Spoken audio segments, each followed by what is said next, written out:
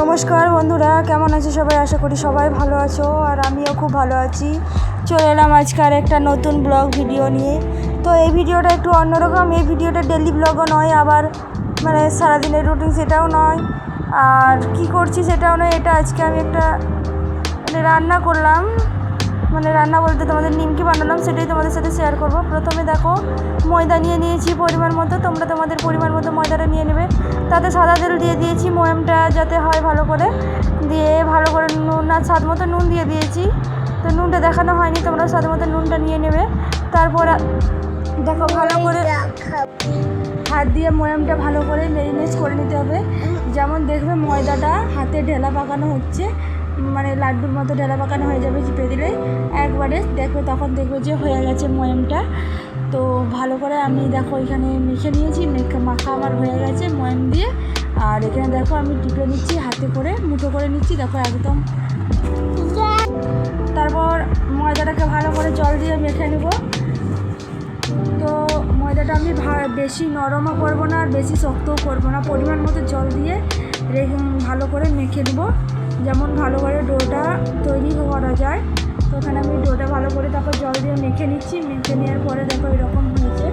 তো বেশি নরমও হয়নি, তোমরা দেখতেই পাচ্ছ, আর বেশি শক্তও হয়নি, ঠিকঠাক নিমকির জন্য পারফেক্ট যাকে বলে একদম। তোমরা ওই রকম করে মেখে নেবে ঠিকঠাক করে। দেখো কত সুন্দর মাখানো হয়ে গেছে, আমার এদিকে মাখানো কমপ্লিট হয়ে গেছে।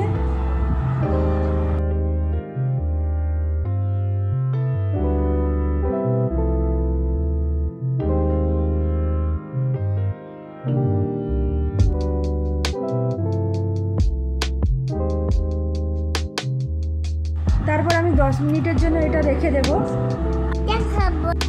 দেখো এখানে ময়দাটা আমি ঢাকা দিয়ে রেখে দিয়েছিলাম 10 মিনিট, ওটা দেখানো হয়নি। 10 মিনিট পরে দেখো লেচি কেটে নিয়েছি, বড় বড় লেচি কেটে নিয়েছি। তো আমার হয়েছে এখানে 8-9টা লেচি হয়েছে। তো এই 9টা লেচির অনেকটাই নিমকি হয়েছে। আমি নিমকিগুলো কেটে নিয়েছি, কেটে নিয়ে তারপর ছেঁকে নেবো, এরকম 3 কোনা করে কেটে নিয়েছি ছুরির সাহায্যে। তোমরা পারলে চামচের সাহায্যে কাটতে পারো, যার যেরকম সুবিধা হবে ওরকম কাটতে পারো। তারপর দেখো এরকম তেল দিয়ে, সাদা তেল দিয়েছি কড়াইতে, সাদা তেল দিয়ে ভেজে নিচ্ছি। তোমাদের সুবিধা মতো তোমরা যে সরষের তেলও দিতে পারো বা সাদা তেলও দিতে পারো, তোমরা যাই দিতে পারো, কিন্তু সাদা তেলটা দিলে একটু বেশি ভালো হয়, তাই আমি সাদা তেলটাই দিয়েছি। দেখো এদিকে লাল লাল করে ব্রাউন করে কত সুন্দর ভাজা হয়ে যাচ্ছে নিমকিটা। যে একটু লাল লাল করে ভাজা হয়ে যাবে, তারপরে নিমকিটা আমি তুলে নেব।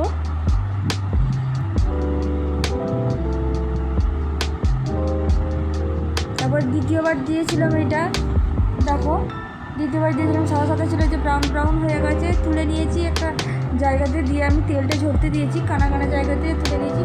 আর নিমকিতে তেল সেরকম বেশি লাগে না, আর ঝরেও না তেল বেশি। তো বন্ধুরা, আজকের ভিডিওটা এতটা পর্যন্ত।